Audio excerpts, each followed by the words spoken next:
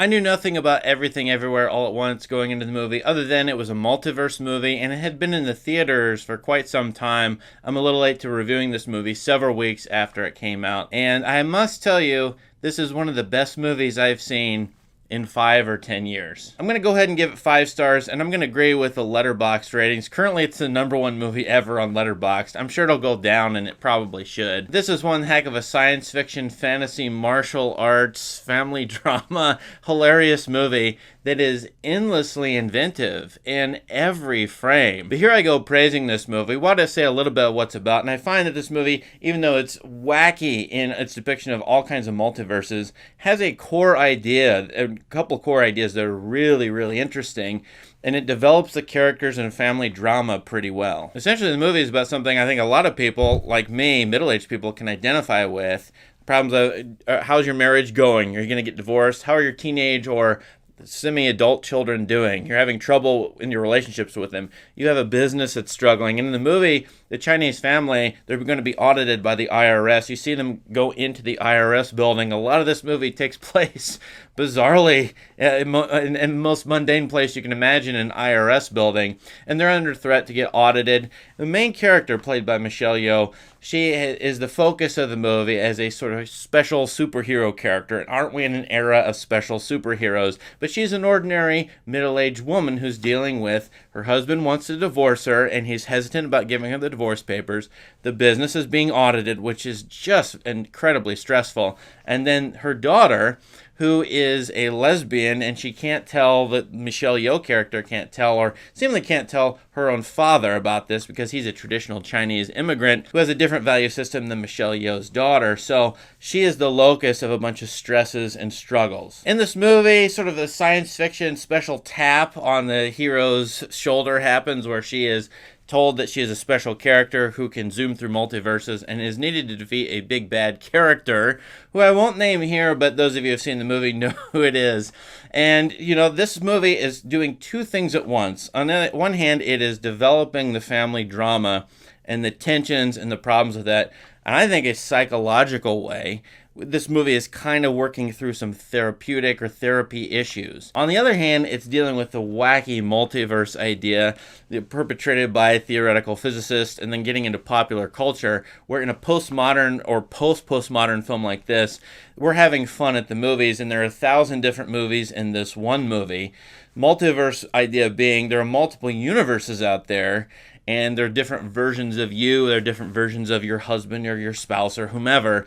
And then how do they converge, or what happens when if they could ever converge? This is an implausible to me science fictional idea. Nevertheless, probably this could be classified as science fiction, maybe fantasy. I find that the movie doesn't fall into the flaw of dismissing all the wacky multiverse stuff in order to develop the science fictional fare and have it all be in the characters' heads, as it were. This is not necessarily everything's in the characters' minds or the dramas that are going on psychologically within them. Certainly there's a psychological aspect, but there's also the aesthetic and the cultural stuff going on with the multiverses. And the question for the Michelle Yeoh character of who else could I have been? What other life paths could I have taken? What other goals haven't I achieved as a middle-aged person? That really hits home to me as struggles and issues that you think about possible regrets or possible future life courses when you're in middle age and you're dealing with multiple generations, one, the younger generation, two, the older generation above you. Good grief, I've gotten to analysis of this movie, so let me keep going. I find this movie's treatment of nihilism really interesting because here it's figured as the daughter of the Michelle Yeoh character is considering the idea that nothing matters, that there's no meaning in anything, perhaps that we alone as humans give meaning to things, and that ultimately life has no meaning, or the universe has no meaning, there's no purpose to anything. And so the mother character, also kind of the father and the grandfather character, have to deal with that in the younger generation here, represented by the daughter. This idea of nothing matters is pretty profound. The idea of looking at a black hole of nothingness, seeing entropy, change everything and everything goes to decay. Figured in a lot of science fictional works, including one of my favorites, Philip K. Dick. But here, the mother's sucked into the vortex and the vision of the daughter, and they have to learn to bond or have a relationship. That is a really interesting core idea in this movie. If nothing else, this movie is about what it means to be a middle-aged adult with a family and with a past where maybe you didn't achieve what you wanted to achieve, and a future that is possibly bright, but you're also going to old age and decay. And so all of these problems come up, mundane problems come up for the couple in this movie, which I find pretty profound and interesting. Of course, one of these characters is played by the classic boyhood character all of us know. I walked out of the movie theater, talked to other people, and they were like, is that the main character? Is that one of the characters in Goonies? I said, yeah, he was in Indiana Jones and the Temple of Doom.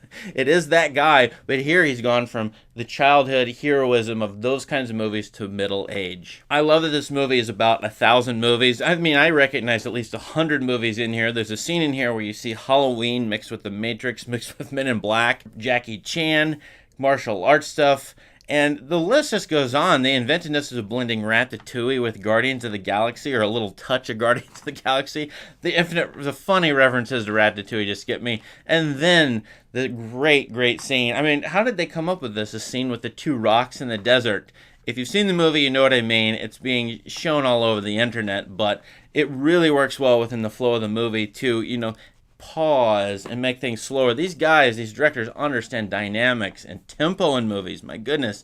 So this movie I find to be absolutely remarkable in terms of its filmic qualities, its aesthetic qualities. I think the story works really well. I think probably the science is treated okay, although I know nothing about theoretical physics. I think this movie is intriguing enough in the way it deals with multiverse and psychological and cultural problems. The list just goes on, and this movie deals with them in such an interesting way. And this movie is just plain fun. It is very funny. I was struck by how funny this movie actually ends up being.